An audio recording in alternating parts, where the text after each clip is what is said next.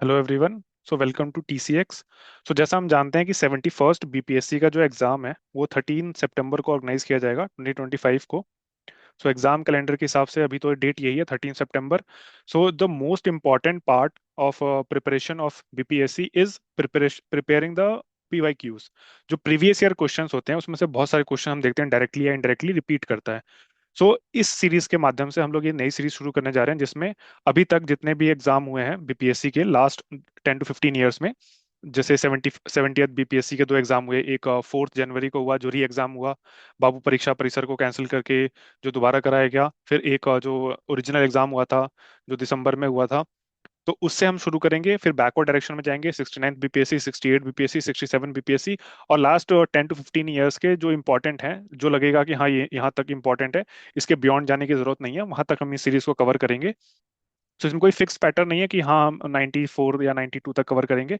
जहां तक लगेगा कि हाँ यहाँ तक इंपॉर्टेंट है वहां तक हम जाने की कोशिश करेंगे। तो इस वीडियो में हम लोग 70th बीपीएससी का जो री एग्जाम हुआ था, जो कि 4 जनवरी 2025 को ऑर्गेनाइज किया गया था, वो हम लोग इस वीडियो से शुरू करने जा रहे हैं। सो 2024 का ये पेपर था, जो हालांकि ऑर्गेनाइज तो 2024 में होना था, लेकिन एग्जाम जो है वो री एग्जाम होने की वजह से, जो बापू परीक्षा परिसर का एग्जाम कैंसिल हो गया था उसकी वजह से ये 4 जनवरी 2025 को ऑर्गेनाइज किया गया था। तो इसलिए इस क्वेश्चन पेपर से हम लोग शुरू करते हैं। So the first question is regarding, अच्छा, और ये क्वेश्चन पेपर ऐसा है जिसमें टॉपिक वाइज जो है सारा क्लासिफिकेशन है। जैसे फॉर एग्जांपल हिस्ट्री के क्वेश्चंस अलग हैं, उसके बाद फिर पॉलिटी है, then geography, then so on. फिर Bihar geography, Bihar polity, then current affair, and then जो सी सैट के क्वेश्चन पूछे जाते हैं जो एप्टीट्यूड बेस्ड क्वेश्चंस होते हैं वो हैं अलग से, और करंट अफेयर का अलग डिवीजन है। सो हम लोग कोशिश करेंगे कि जो टॉपिक वाइज क्वेश्चन है, जो स्टैटिक पार्ट है बेसिकली, वो कवर करें इसमें, और करंट अफेयर और जो एप्टीट्यूड के क्वेश्चंस हैं उसको निगलेक्ट करते हुए उसको अलग सीरीज में कवर करने की कोशिश करेंगे। हालांकि करंट अफेयर क्वेश्चन जो है वो इम्पोर्टेंट नहीं है, इसलिए इम्पोर्टेंट नहीं है क्योंकि वो हर साल करंट अफेयर जैसा हम जानते हैं कि चेंज होता रहता है, और स्टेट पीएससी में वो करंट अफेयर रिपीट करने का चांसेस नहीं है। सो इसलिए हम स्टैटिक पार्ट से शुरू करेंगे, और स्टैटिक पार्ट में भी पहले जो है, जैसे इसमें देखें, पहला क्वेश्चन, पहला पार्ट जो है हिस्ट्री का है। देन उसके बाद सेकंड पार्ट जो है India and the world geography का है। देन उसके बाद अदर टॉपिक्स हैं जैसे पॉलिटी है, फिर उसके बाद इकोनॉमी है। तो ऐसे करके हम लोग चलेंगे। तो पहला क्वेश्चन जो है वो हिस्ट्री से है, तो हिस्ट्री से हम लोग शुरू करते हैं। और सिर्फ जो क्वेश्चन इसमें दिए हुए हैं सिर्फ वो क्वेश्चन तो करेंगे ही, साथ में कुछ और एडिशनल पॉइंट होगा जो हिस्ट्री से रिलेटेड होगा, तो वो भी मैं बताता रहूंगा बीच बीच में। तो चलिए शुरू करते हैं फिर हिस्ट्री ऑफ इंडिया से। तो first question is about Santhal, Santhal movement, या इसको हूल भी बोलते हैं। सो ये हुआ था 1855 1856 में। ये पीरियड इसलिए इंपॉर्टेंट है क्योंकि जस्ट नेक्स्ट ईयर 1857 में जो ग्रेट रिवोल्ट हुआ, जो इसको सिपॉय म्यूटनी भी बोला जाता है, और वीडी सावरकर ने इसको जो है first war of Indian independence भी बोला है।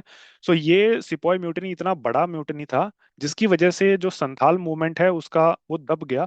अदरवाइज संथाल मूवमेंट अपने आप में एक बहुत बड़ा और विशाल एक मूवमेंट था जो अंग्रेजों के खिलाफ एक ट्राइब ने किया था। सो इसके लीडर कौन थे? इसके लीडर थे 6 लोग, इंपॉर्टेंट नाम आता है इसमें। एक सिद्धू, कानू, चांद, भैरव, फूलो, जानो। सिद्धू, कानू, चांद, भैरव ये तो भाई हैं, 4 भाई हैं, और फूलो जानो जो है ये दोनों इनकी बहनें थी। सो दे, ये इंपॉर्टेंट है। और इसको हूल भी बोला जाता है, ये भी एक इंपॉर्टेंट चीज है, ये एक ध्यान रखना है। और हूल से याद आया कि एक जो मुंडा रिवोल्ट हुआ था 1899 में, उसको उलगुलान बोलते हैं। और ये क्वेश्चन यूपीएससी में भी पूछा हुआ है, सो इसलिए इंपॉर्टेंट है, इसको याद रखना। फिर the next important question is the term जिले इलाही। जिले इलाही जो है फर्स्ट जो है बलबन ने यूज किया था। बलबन का टाइम पीरियड क्या था? बलबन का जो टाइम पीरियड था वो था 18, सॉरी नॉट 18, 1 सेकेंड, यस। सो बलबन का जो टाइम पीरियड था वो था 1266 से 1286 तक। सो ये बलबन का टाइम पीरियड था। और ये जो इल्तुतमिश था, इल्तुतमिश का खरीदा हुआ ये गुलाम था। कहाँ से खरीदा था? बसरा एक जगह है इराक में, वहां से इसको खरीदा था बलबन को। उसका ओरिजिनल नाम क्या था? उलूग खान। सो बलबन, इसने अपने आप को जिले इलाही टर्म करके संबोधित किया था। जिले इलाही का मतलब होता है shadow of God on earth. और सजदा और पैबोस, दो नए इंपॉर्टेंट जो रिवाज हैं दरबार के अंदर, वो भी इसने शुरू किए थे। फिर थर्ड क्वेश्चन इज अबाउट 1901 में किसने poverty and un British rule in India लिखी? Poverty and un British rule India, जो इकोनॉमिक एक्सप्लॉइटेशन, जो बेसिकली ब्रिटिश गवर्नमेंट कर रही थी इंडिया का। और जो ड्रेन वेल्थ हो रहा था, वेल्थ ऑफ ड्रेन, और ड्रेन ऑफ वेल्थ जो भारत से ब्रिटेन की तरफ जा रहा था, उसको हाईलाइट करते हुए दादा भाई नौरोजी ने ये बुक लिखी थी, poverty and un British rule in India. So और बाकी और किसने किसने कौन कौन सी बुक लिखी थी ये भी देख लेते हैं। जैसे इसमें इसी में नाम दिया हुआ है ऑप्शन में, आरसी दत्त का। सो आरसी दत्त ने लिखी थी इकोनॉमिक हिस्ट्री ऑफ इंडिया। और फिर एक नया और इम्पोर्टेंट नाम आता है आरपी दत्त, आरपी दत्त, रजनी पामदत्त, इन्होंने लिखी थी इंडिया टुडे। फिर लाला जी यानी लाला लाजपत राय ने जो कुछ इंपॉर्टेंट किताबें हैं, England's debt to India, then unhappy India, और मजीनी जो कि इटालियन यूनिफिकेशन से रिलेटेड है। मजीनी, तीन तीन नाम आते हैं, कैवूर, कांट कैवूर, मजीनी और गरिबाल्डी। इसमें से एक मजीनी इंपॉर्टेंट इटालियन रिवोल्यूशनरी थे। और शिवाजी, शिवाजी को जानते ही होंगे। और फिर लॉर्ड कृष्णा। इन तीन जनों की बायोग्राफी भी लिखी है लाला लाजपत राय ने। सो ये भी इंपॉर्टेंट है। और 1927 में, जैसा हम जानते हैं, साइमन कमीशन के प्रोटेस्ट के दौरान इन पर सैंडर्स ने लाठीचार्ज का आदेश दिया था, जिसकी वजह से इनकी मृत्यु हो गई थी। सो ये लाला जी ने ये किताबें लिखी है, England debt to India, unhappy unhappy India, Mazzini, Shivaji Krishna की बायोग्राफी भी लिखी है। और ये यूपीएससी में भी, पीवाईक्यू में आ चुका है ये question. Then other important thing is, एक और इंपॉर्टेंट नाम है इसमें एस एन बनर्जी का, सुरेंद्र नाथ बनर्जी। इन्होंने 1876 में इंडियन एसोसिएशन भी बनाया था। सो ये भी इंपॉर्टेंट है, याद रखना, इंडियन एसोसिएशन। फिर एक और नाम दिया हुआ है इसमें, फिरोज शाह मेहता का। फिरोज शाह मेहता और केटी तिलांग, और एक और इम्पोर्टेंट नाम था बदरुद्दीन तैयब जी। ये तीनों को कहते थे बॉम्बे ट्रायो। किसको? फिरोज शाह मेहता, बदरुद्दीन तैयब जी और केटी तिलांग, इनको कहते थे Bombay trio. Bombay presidency association के फाउंडर भी थे ये लोग। और साथ में बदरुद्दीन तैयब जी फर्स्ट मुस्लिम आईएनसी प्रेसिडेंट भी बनते हैं 1887 में, जो कि आगे क्वेश्चन भी दिया हुआ है, उसमें देखेंगे। फिर next important question is, who led the Champaran satyagraha 1917? I think ये सबको पता होगा, महात्मा गांधी जी ने। और महात्मा गांधी जी को इनवाइट किसने किया था? राजकुमार शुक्ला ने इनवाइट किया था। कब? 1916 में, जो लखनऊ का सेशन हुआ था, जिसको कांग्रेस ऑफ टू रीयूनियंस भी बोलते हैं। उसको क्यों बोलते हैं? क्योंकि मॉडरेट और एक्सट्रीमिस्ट जो 1907 में सूरत में स्प्लिट हो गए थे, अलग हो गए थे, वो दोनों साथ में आए। प्लस कांग्रेस और मुस्लिम लीग दोनों का साथ में एक ज्वाइंट सेशन हुआ था 1916 में। तो इसलिए इसको कांग्रेस ऑफ टू रीयूनियन भी बोलते हैं। उसी में राजकुमार शुक्ला ने महात्मा गांधी को इनवाइट किया था, और 1917 में गांधी जी ने चंपारण में सत्याग्रह किया था। किसके लिए किया था? इंडिगो जो फार्मर्स थे उनके लिए किया था। इंडिगो फार्मर्स में क्या, तीन कठिया सिस्टम चलता था वहां पे। तीन कठिया में क्या था कि 3/20 पार्ट पर जो पीजेंट थे उनको मैंडेटरी था कि आप इंडिगो ही उगाएंगे। और उस पे जो है एक सारा बेसी नाम का टैक्स होता था, सारा बेसी, जो कि एक कमर्शियल टैक्स होता था, वो पीजेंट्स को पे करना होता था। तो इसी के बाद में जो है गांधी जी के चंपारण सत्याग्रह करने के बाद जो है एक सलाई कमेटी बनाई गई थी। सलाई कमेटी ने ये रिकमेंडेशन दिया था कि सारा बेसिक को ऑप्शनल कर दिया जाए, मैंडेटरी नहीं। मतलब द पीजेंट जो है इंडिगो उगा रहा है सिर्फ वही पे करेगा, जो नहीं उगा रहा है वो नहीं पे करेगा। तो ये इंपॉर्टेंट चीजें याद रखनी है। फिर अगेन ये important, where the revolt of Birsa Munda. Birsa Munda भी हम देखा 1899 में। इसको उलगुलान भी बोलते हैं, और ये कहाँ हुआ था? झारखंड में, रांची में। फिर तारीख फिरोज शाही। अच्छा, अच्छा, ये इंपॉर्टेंट, बिरसा मुंडा का जन्म दिवस होता है 15 नवंबर, और उसी दिन जनजातीय गौरव दिवस भी मनाया जाता है, ये भी इंपॉर्टेंट याद रखना है। फिर तारीख फिरोज शाही। तारीख फिरोज शाही को लेके डिबेट है, दो डिबेट है इंपॉर्टेंट, कि एक शम्स सिराज अफीफ, कहीं कहीं ये नाम भी देता है, कहीं कहीं जियाउद्दीन बर्नी का भी नाम देता है। तो दोनों नाम याद रखने हैं। अगर दोनों आता है, शम्स सिराज अफीफ और जियाउद्दीन बर्नी दोनों ऑप्शन में है, तो जियाउद्दीन बर्नी को टिक करके आना है। और शम्स सिराज अफीफ है सिर्फ, तो सिर्फ उनको टिक करके आना है। लेकिन दो, ये बुक की इंपॉर्टेंट क्या है, दो बुक्स हैं जिसकी वजह से दिल्ली सल्तनत की जो हिस्ट्री है उनको रिकंस्ट्रक्ट किया गया। एक था तारीख फिरोज शाही, और दूसरा था एक मिनहाज उस सिराज की लिखी हुई बुक थी, तबक्कते नसीरी। क्या नाम था? तबक्कते नसीरी। ये नाम बड़ा अजीब सा होता है इनका, बट ये ध्यान रखना है, दो बुक हैं, एक तारीख फिरोज शाही और एक मिनहाज उस सिराज की तबक्कते नसीरी। इन्हीं दोनों बुक्स को यूज करते हुए जो दिल्ली सल्तनत का रूल कब से था? 1206 से लेकर 1526 तक। इस पूरे रूल को, दिल्ली सल्तनत के रूल को रिकंस्ट्रक्ट किया गया था, हिस्ट्री को, इन दोनों बुक्स का सहारा लेते हुए। फिर next important thing, who became the president of Indian National Congress when Subhash Chandra Bose resigned in 1939? जैसे हम जानते हैं, सुभाष चंद्र बोस 1939 में त्रिपुरी सेशन हुआ। त्रिपुरी कहाँ है? एमपी में है। उसमें सुभाष चंद्र बोस के सामने पट्टाभी सीतारामैया, जो गांधी जी के कैंडिडेट थे, उनको हराकर सुभाष चंद्र बोस जो है इंडियन नेशनल कांग्रेस के प्रेसिडेंट बनते हैं। लेकिन गांधी जी के दबाव में आके वो इस्तीफा दे देते हैं, और इस्तीफा देने के बाद जो इंतरिम प्रेसिडेंट बनाया जाता है वो राजेंद्र बाबू को बनाया जाता है, राजेंद्र प्रसाद जी को। और बाद में चल के यही, जैसा हम जानते हैं, कि भारत के पहले प्रेसिडेंट भी बनते हैं। ठीक है। फिर इसी में इस्तीफा देने के बाद जो है ऑल इंडिया फॉरवर्ड ब्लॉक नाम से एक पार्टी बनाते हैं सुभाष चंद्र बोस, जिसमें एक टाइगर और जो कम्युनिस्ट का साइन होता है, हंसिया, और जो सिकल का साइन होता है, वो उसका उसमें ऑल इंडिया फॉरवर्ड ब्लॉक में एक जो उसका सिंबल था वो था। सो ये इंपॉर्टेंट याद रखना है। 1939 में Subhash Chandra Bose founded All India Forward Bloc. और इंडियन नेशनल आर्मी किसने फाइंड करी थी? Indian National Army Subhash Chandra Bose ने नहीं फाइंड करी थी। Indian National Army was founded by captain Mohan Singh in Singapore. बाद में सुभाष चंद्र बोस ने उसको टेक ओवर किया, फिर उसको आजाद हिंद फौज के नाम से जो है उसको प्रिसाइड किया, सुभाष चंद्र बोस ने लीड किया। Then next question is about, या ये हमने देखा था कि who was the first Muslim president of Indian National Congress? Badruddin Tyabji. Badruddin Tyabji जो है one of the three members of the Bombay trio. कौन कौन से? बदरुद्दीन तैयब जी, केटी तिलांग और एक फिरोज शाह मेहता। ये तीन लोग थे जो बॉम्बे प्रेसिडेंसी एसोसिएशन के फाउंडर भी थे। तो ये भी इंपॉर्टेंट याद रखना है। बाकी मौलाना आजाद जो है 1923 में जो है कांग्रेस के यंगेस्ट प्रेसिडेंट बनते हैं 1923 में। और हसरत मोहानी, जैसा हम जानते हैं, हसरत मोहानी ने जो है वो एक इम्पोर्टेंट नारा दिया था। बहुत इंपॉर्टेंट नारा है हसरत मोहानी का दिया हुआ है, इंकलाब जिंदाबाद, जो कि हम लोग जानते होंगे भगत सिंह ने उसको फेमस किया था, इंकलाब जिंदाबाद के नारे को। ठीक है। फिर नेक्स्ट क्वेश्चन पे चलते हैं। Match list one and leader of, अच्छा ये 1857 रिवोल्ट में किस लीडर ने कहाँ से लीड किया था ये बताना है। तो कुंवर सिंह, कुंवर सिंह जैसे हम जानते हैं कि बिहार से हैं, जगदीशपुर आरा से हैं, तो कुंवर सिंह हो गया जगदीशपुर। हजरत महल, जो हजरत महल जो है वो वाजिद अली शाह जो अवध के नवाब थे जिनको डिस्पोज कर दिया गया था 1856 में, उनकी वाइफ थी। तो हजरत हजरत बेगम हजरत महल ने लखनऊ से लीड किया था। फिर खान बहादुर जो है उन्होंने बरेली से लीड किया था। मौलवी अहमदुल्ला फैजाबाद। एक और इंपॉर्टेंट नाम आता है शाह मल।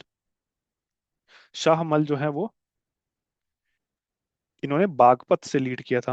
और ये इंपॉर्टेंट इसलिए हो जाते हैं क्योंकि बाकी जो लोग थे वो या तो मिलिट्री में कमांडर थे, या फिर राजा थे, या फिर जो है जैसे कुंवर सिंह जो है वो एक जमींदार थे। लेकिन शाह मल जो है एक सिविलियन थे, इसलिए इनका नाम इंपॉर्टेंट है। ये यूपी के बागपत से इन्होंने लीड किया था शाहमल। और बाकी जैसे झांसी से जो है रानी लक्ष्मीबाई ने लीड किया था। कानपुर से जो है तात्या तोपे, ये सब तो नाम जानते ही हैं। तो शाहमल का नाम याद रखना है, शाहमल से बागपत, और बागपत से खान बहादुर जो है वो बरेली, और मौलवी अहमदुल्ला फैजाबाद। ये इंपॉर्टेंट नाम है, इनको याद रखना है।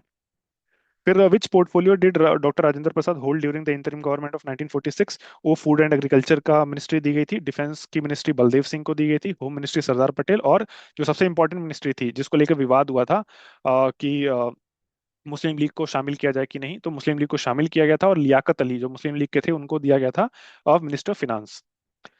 फिर oldest civilisation in the world is, अच्छा ओल्डेस्ट सिविलाइजेशन को लेके दो, इंडस वैली में और एक मेसोपोटामिया के सिविलाइजेशन में, दोनों में डाउट रहता है। बट मेसोपोटामिया कुछ वर्षों के अंतराल से मेसोपोटामिया इंडस वैली को बीट करता है। तो सबसे पुराना जो है मेसोपोटामिया, कहाँ पे? ये टिग्रिस रिवर, इराक और सीरिया के पास में टिग्रिस रिवर बहती है, उस रिवर के किनारे ये मेसोपोटामिया था। और इंडस वैली और मेसोपोटामिया के बीच में ट्रेड भी होता था। ये हम कैसे जानते हैं? क्योंकि मेसोपोटामिया की स्क्रिप्ट जो है वो डेसिफर कर ली गई है, और मेसोपोटामिया की स्क्रिप्ट में इंडस वैली का जो रीजन है उसको मेलुहा नाम करके संबोधित किया गया है, मेलुहा। सो ये इंपॉर्टेंट है। So oldest civilisation Mesopotamia. Then who describe the revolt of 1857 as the first Indian war of independence? ये देखा था हमने, वीडी सावरकर। फिर Fort William college, Fort William college ये सन 1800 में बनाया गया था इंडियन सिविल सर्वेंट्स को ट्रेन करने के लिए, और ये 2 साल के बाद इसको बंद भी कर दिया गया था। बनाया किसने था? Lord Wellesley. लॉर्ड वेलेस्ली ने, लॉर्ड रिचर्ड वेलेस्ली जो गवर्नर जनरल थे उस समय भारत के, नॉट नॉट भारत के, गवर्नर जनरल ऑफ इंडिया तो 1833 के चार्टर एक्ट के बाद बने थे, ये गवर्नर जनरल ऑफ बंगाल थे।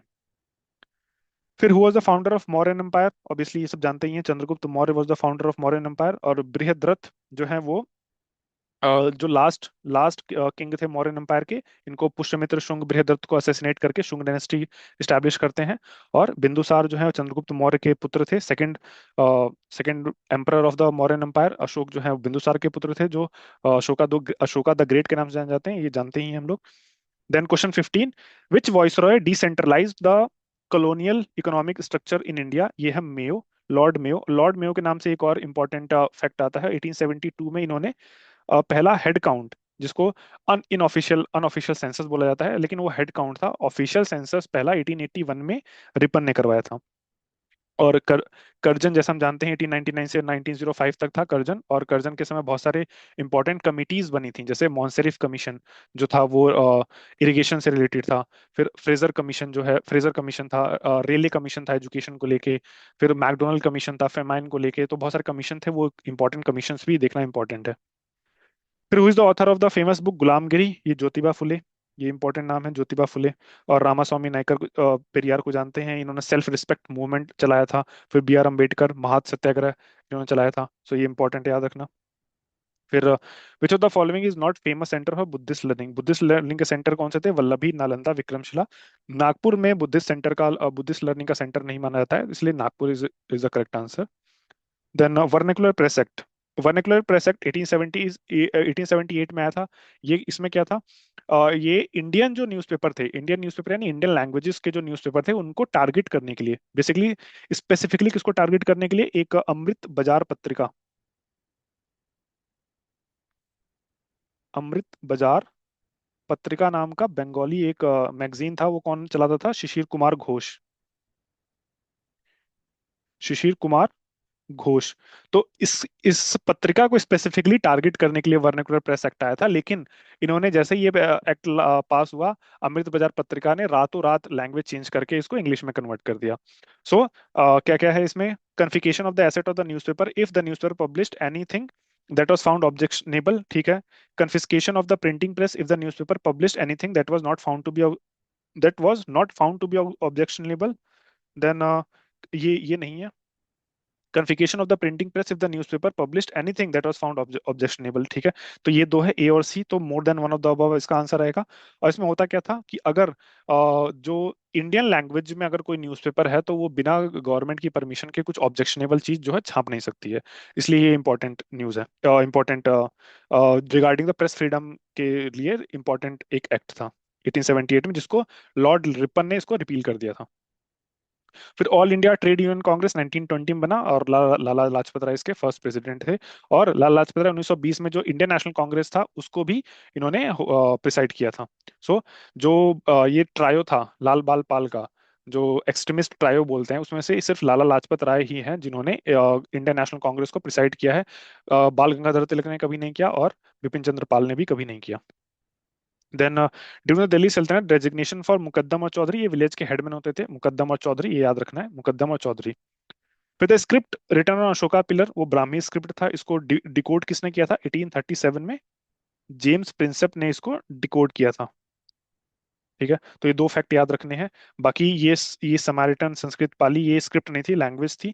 ठीक है, और दूसरा जो है, जब जो आज का अफगानिस्तान और पाकिस्तान वाला रीजन है, वहां पे खरोष्टी स्क्रिप्ट में जो है, वहां पे भी खरोष्टी नाम की स्क्रिप्ट में भी अशोका के पिलर्स पे जो संदेश थे उसको लिखा गया था। फिर next question is about when did Macaulay issue is famous minute on Indian education? अच्छा, ये 1835 तो सब लोग जानते हैं, लेकिन 2 फरवरी 1835 बहुत कम लोग जानते हैं, इसलिए इसे याद कर सकते हैं बस, और कुछ नहीं कर सकते इसमें 1835 में। और ये वन ऑफ द डिबेट था जिसमें एंग्लिसिस्ट और वर्सेस ओरिएंटलिस्ट का एक इशू आया था कि जो भारत में शिक्षा दी जाएगी वो अंग्रेजी भाषा में दी जाएगी या फिर जो भारतीय भाषा है उसमें दी जाएगी। तो मैकॉले जो थे वो एक एंग्लिसिस्ट थे, यानी इंग्लिश भाषा के पक्ष में थे, तो इसलिए ये मैकॉले मिनट इसलिए इंपॉर्टेंट है। और मैकॉले और इंपॉर्टेंट इसलिए है कि 1833 में जो चार्टर एक्ट आया था, उसमें मैकॉले को गवर्नर जनरल की एग्जीक्यूटिव काउंसिल में एज अ लॉ मेंबर शामिल किया गया था। और यही मैकॉले हैं जिन्होंने आगे चल के 1860 में इंडिया का आईपीसी लिखा था, इंडियन पिनल कोड, जिसको अभी रिप्लेस करके भारतीय न्याय संहिता किया गया है। Then which of the following is not associated with Chandragupta Maurya? हालांकि ये क्वेश्चन बहुत डाउटफुल लगा मेरे को, क्योंकि सुशीमा भी चंद्रगुप्त मौर्य से रिलेटेड नहीं है, क्योंकि सुशीमा जो है वो अशोक के बड़े भाई थे और बिंदुसार के पुत्र थे। सांची जो है स्तूप जैसे जानते हैं, ये अशोका के समय का है। जूनागढ़ इंस्क्रिप्शन रुद्रदमन का क्यों एसोसिएटेड है चंद्रगुप्त मौर्य से, ये बताता हूँ कि चंद्रगुप्त मौर्य के समय गुजरात में एक लेक है, सुदर्शन लेक, वो चंद्रगुप्त मौर्य के समय जो है वो बनाया गया था। और रुद्रदमन जो कि इंडो ग्रीक था, उसने इसको रिपेयर करवाया था, और उस रिपेयर का जो जानकारी है वो जूनागढ़ के इंस्क्रिप्शन पे रुद्रदमन ने लिखा था, इसलिए दैट्स वाई ये इंस्क्रिप्शन सुदर्शन लेक के थ्रू चंद्रगुप्त मौर्य से रिलेटेड है। और विष्णुगुप्त जानते ही हैं, ये कौटिल्य या चाणक्य को बोलते थे, तो ये तो चंद्रगुप्त मौर्य के गुरु थे, तो इसलिए ये और दो चंद्रगुप्त मौर्य से एसोसिएटेड हैं ही। फिर which newspaper wrote the following about the possible future role of the Indian National Congress, that is the nucleus of a future parliament of our country and will lead to the good inconvincible magnitude of our countryman. So इसमें दो चीजें आती हैं। जैसे आयोग ने तो Indian mirror दिया है, लेकिन जो कहीं कहीं इंटरनेट पे इसको टाइम्स ऑफ इंडिया भी बोलते हैं, टाइम्स ऑफ इंडिया भी देता है। सो ये दोनों डाउटफुल है। हालांकि आयोग का क्वेश्चन, आयोग ने जो दिया है उसको ऑथेंटिक मानेगा वो, मार्क्स उसी पे मिलेंगे, तो इंडियन मिरर जो है वो याद रख सकते हैं। फिर परमानेंट सेटलमेंट को बंगाल में किसने इंट्रोड्यूस किया था? लॉर्ड कार्नवालिस ने इंट्रोड्यूस किया था। लॉर्ड कार्नवालिस का जो टाइम पीरियड था कहाँ से था? 1786 से 93 तक था। और इन्हीं के अंडर में एक इम्पॉर्टेंट जो ब्रिटिश थे वो थे जॉन शोर, जिन्होंने डिजाइन किया था परमानेंट सेटलमेंट को। और आगे चल के 93 से 1793 से 1798 तक जॉन शोर ही गवर्नर जनरल बनते हैं। तो लॉर्ड कार्नवालिस ने परमानेंट सेटलमेंट किया था। हॉल्ट मैकेंजी ने जो महालवारी सेटलमेंट किया था। और एक मुनरो आते हैं, मुनरो ने रैयतवाड़ी सेटलमेंट किया था। सो इंपॉर्टेंट क्या है इसमें? इंपॉर्टेंट ये भी ध्यान रखना है, लॉर्ड कार्नवालिस के समय कौन सा वॉर हुआ था? तो 1790 से लेकर 92 तक जो है वो थर्ड एंग्लो मैसूर वॉर, जो कि ट्रीटी ऑफ श्रीरंगपट्टनम पे जो है खत्म हुआ था। तो ये भी इंपॉर्टेंट है। थर्ड एंग्लो मैसूर वॉर किसके समय हुआ था? लॉर्ड कार्नवालिस के समय। फिर who through harmless bombs in the central legislative assembly? अच्छा, सेंट्रल लेजिस्लेटिव असेंबली में दो लोग गए थे, एक भगत सिंह और बटुकेश्वर दत्त। तो दोनों गए थे, इसलिए more than one of the above above इसका आंसर है। और दो इंपॉर्टेंट चीज है कि किस डेट को गए थे, 8 अप्रैल 1929। ये तारीख क्यों चुनी गई थी? क्योंकि इसका एक सिंबॉलिक इंपॉर्टेंस था, क्योंकि 8 अप्रैल 1857 को मंगल पांडे को फांसी दी गई थी। इसलिए ये सिंबॉलिक इंपॉर्टेंस था इस डेट का, इसलिए ये डेट चुनी गई थी। और इसमें दो बिल्स इंपॉर्टेंट थे, एक पब्लिक सेफ्टी बिल और एक ट्रेड डिस्प्यूट बिल, जो कि उस समय चर्चा पे थे। इसलिए ये दोनों बिल के जो चर्चा के दौरान जो है भगत सिंह और बटुकेश्वर दत्त ने वहां पे बॉम्ब फेंका था और खुद को सरेंडर किया था। और इस केस के अंदर उनको 5 साल की सजा हुई थी दोनों को। लेकिन फांसी किसके अंडर में हुई थी भगत सिंह को? वो हुई थी लाहौर कॉन्स्पिरेसी केस में, जिसमें सैंडर्स को मारा गया था। फिर हुआ the president of Indian National Congress at the गया सेशन 1922? एक 1922 में चितरंजन दास थे, और एक 1912 में एक और सेशन हुआ था जो कि बिहार में हुआ था। उसके जो चेयर उसके उसको किसने प्रिसाइड किया था? 1912 में जो बिहार में जो सेशन हुआ था उसको आर एन मुधोलकर ने किया था।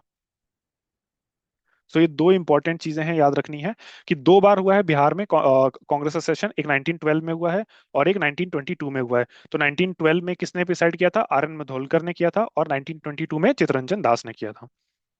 फिर name the major city of the Indus valley civilisation that had trade with West Asia? Obviously जानते हैं, लोथल। लोथल एक ट्रेडिंग सिटी थी, ये इंपॉर्टेंट है। रोपर जो है वो कहाँ है? आज के समय पंजाब में है, भारत के। और कालीबंगन जो है वो राजस्थान में है। और लोथल कहाँ है? गुजरात में था ये एक ट्रेडिंग सिटी थी या पोर्ट सिटी। फिर ब्रह्म समाज। ब्रह्म समाज जैसे जानते हैं हम लोग, राजा राम मोहन रॉय हैं ब्रह्म समाज के फाउंडर।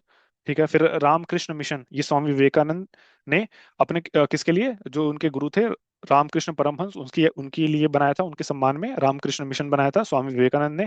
फिर सर्वेंट ऑफ इंडिया सोसाइटी, 1905 में ये गोपाल कृष्ण गोखले ने बनाया था, और 1905 में ही गोपाल कृष्ण गोखले ने इंडियन नेशनल कांग्रेस को प्रिसाइड भी किया था। और विधवा विवाह समाज यानी विडो रीमैरिज ऑर्गेनाइजेशन, ये विष्णु शास्त्री पंडित।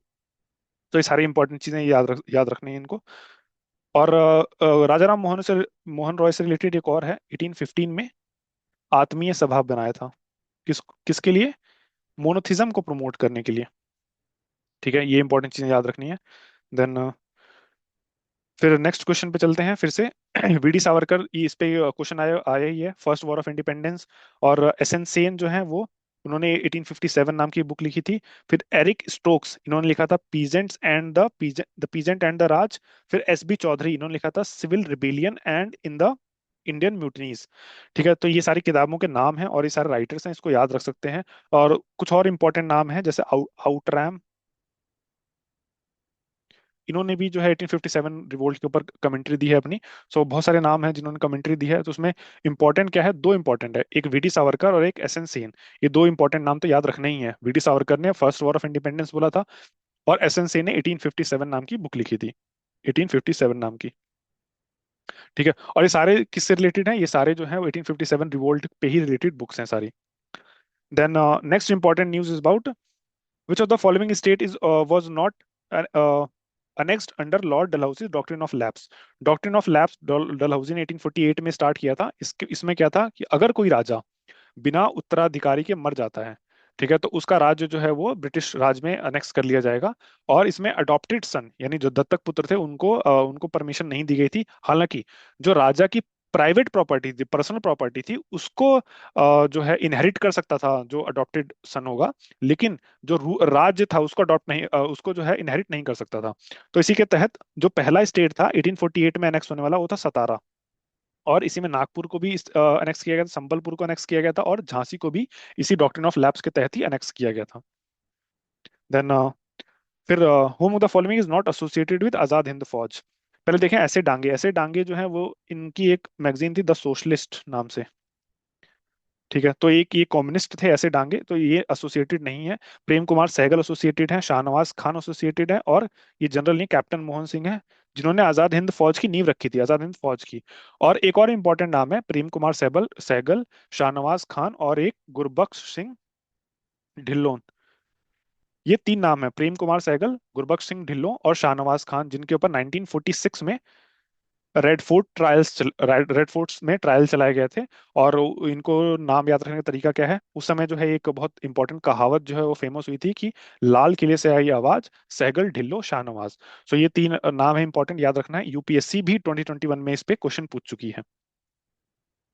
Then match list one of pre Congress organisation and list two of their leaders and choose the from the code. तो इंडियन एसोसिएशन, इसको हमने देखा था 1876 में, जो है ये सुरेंद्रनाथ बनर्जी ने बनाया था।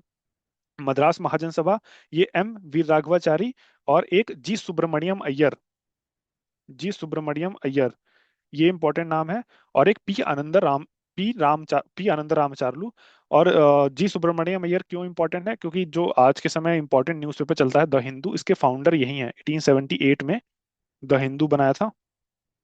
और एक और इंपॉर्टेंट न्यूज़पेपर स्वदेश मित्रम, ये भी जो है किसने बनाया, जी सुब्रमण्यम अय्यर। तो ये दो इनकी इंपॉर्टेंट न्यूज़पेपर हैं, ये याद रखने हैं।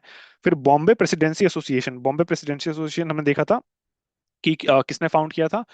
तीन लोग थे इसमें इंपॉर्टेंट, एक केटी तिलांग, फिरोज शाह मेहता और बदरुद्दीन तैयब जी। और हालांकि दादा भाई नारोजी भी इससे जुड़े हुए थे, इसलिए दादा भाई नारोजी इससे रिलेटेड है, ये इसलिए इंपॉर्टेंट है। फिर पूना सार्वजनिक सभा, ये जस्टिस एम जी रानाडे इन्होंने फाइंड की थी। और पुणे सार्वजनिक सभा से जुड़े हुए इंपॉर्टेंट लीडर्स और कौन थे, गोपाल कृष्ण गोखले भी बाद में जुड़ते हैं, और जो बाल गंगाधर तिलक है वो भी पुणे सार्वजनिक सभा से बाद में जुड़ते हैं। फिर the temple at Deoghar near Jhansi and the sculpture of the in the temple of, ये गुप्ता एरा का है, देवघर का जो टेम्पल है वो गुप्ता एरा का है। फिर अच्छा, हालांकि गुप्ता एरा से ही जो है टेम्पल बिल्डिंग का, जो हिंदुइज्म में टेम्पल बिल्डिंग का जो ट्रेडिशन है वो स्टार्ट हुआ था। फिर विच ऑफ द फॉलोइंग सूफी सिलसिला वाज फाउंडेड इन बिहार, ये फिरदौसी सिलसिला है, तो सूफी सिलसिला का कौन सा बिहार से रिलेटेड है, फिरदौसी। फिर 35 क्वेश्चन जो है वो हिस्ट्री से थे। फिर ज्योग्राफी स्टार्ट करते हैं, ज्योग्राफी में देखते हैं कितने क्वेश्चन हैं। The tropic of cancer passes through which state, ये क्वेश्चन जो है वो हटाया गया था, क्योंकि ना बिहार से पास होता है, ना वो यूपी से पास होता है, ना उड़ीसा से, ना मेघालय से, ठीक है। सो ये फर्जी क्वेश्चन था, इसको हटा दिया गया था। सो ट्रॉपिक ऑफ कैंसर कौन से स्टेट से पास होता है वो मैप में देख सकते हैं, जैसे गुजरात है, राजस्थान है, मध्य प्रदेश है, छत्तीसगढ़ है, झारखंड है, वेस्ट बंगाल है, त्रिपुरा है, मिजोरम है, इन स्टेट से पास होता है। मैं ऊपर देखा, मैप मैप लगा, मैप से देखा मैंने। फिर which is the oldest mountain, अच्छा, जो री एग्जाम हुआ था उसमें ज्योग्राफी वाला पोर्शन बहुत डिफिकल्ट बनाया था, हिस्ट्री वाला तो सुपर इजी। जैसे देखा हमने 35 के 35 क्वेश्चन बहुत ही इजी थे। इंडियन एंड वर्ल्ड ज्योग्राफी का जो था मोस्ट डिफिकल्ट, ये जो अभी तक जितना पेपर देखा है मैंने बीपीएससी का पीवाईक्यूज का, उसमें सबसे ज्यादा डिफिकल्ट पेपर जो है वो इंडियन ज्योग्राफी का, वो 70th का जो री एग्जाम था उसमें डाला गया था। बहुत सारे क्वेश्चन मुझे खुद नहीं आ रहे थे, और हालांकि जरूरत भी नहीं है इनको याद करने की, क्योंकि ये रिपीट नहीं होने वाले हैं, ये बहुत रेयर क्वेश्चंस हैं। जैसे ये 37 देखिए, विच is the oldest mountain of south America, ये है पेकाराइमा, किसे नाम तक नहीं सुना। और साउथ अमेरिका के नाम पे एक ही माउंटेन का नाम सुनते हैं, एंडीज माउंटेन। सो एंडीज माउंटेन याद रख सकते हैं, बाकी ओल्डेस्ट माउंटेन कौन सा है वो पेकाराइमा है, याद रख सकते हैं। फिर which state has the longest boundary with Madhya Pradesh, Madhya Pradesh, Maharashtra की तो पहली बात जो है, महाराष्ट्र का बाउंड्री लगता है लेकिन बहुत छोटा बाउंड्री है। फिर आंध्र प्रदेश से भी थोड़ा सा नहीं, आंध्र प्रदेश से कोई बाउंड्री नहीं लगती है मध्य प्रदेश की। उत्तर प्रदेश और राजस्थान इसमें दो में कंफ्यूज हो सकते हैं, लेकिन उत्तर प्रदेश का जो मैप है वो अगर देखें हम लोग, एक सेकंड यहाँ बनाता हूँ मैं।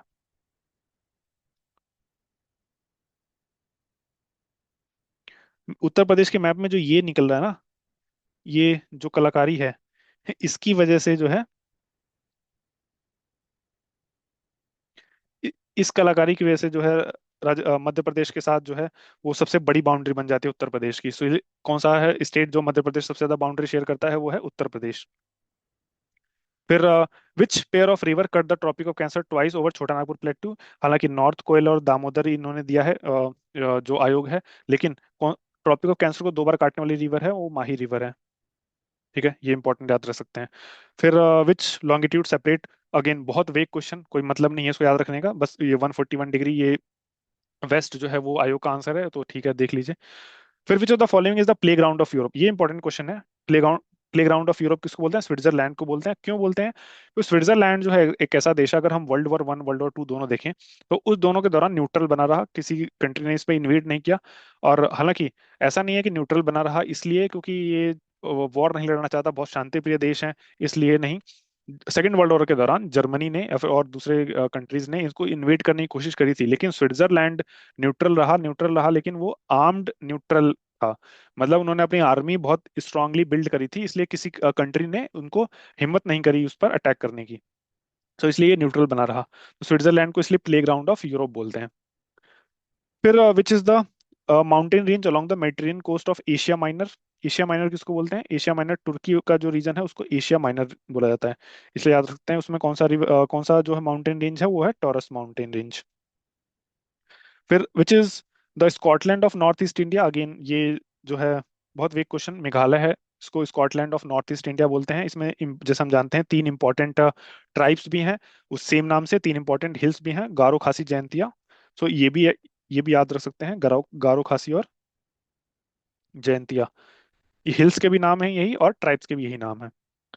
फिर there is no atmosphere on the surface of moon because, surface of moon पे एटमोसफेयर इसलिए नहीं क्योंकि जो गैसेस की स्केप वेलोसिटी है वो उसको पार कर जाती है, और वहाँ पे ग्रेविटी बहुत कम है मून के ऊपर, इसलिए वहाँ पे गैसेस नहीं रह पाती, इसलिए एटमोसफेयर भी नहीं है।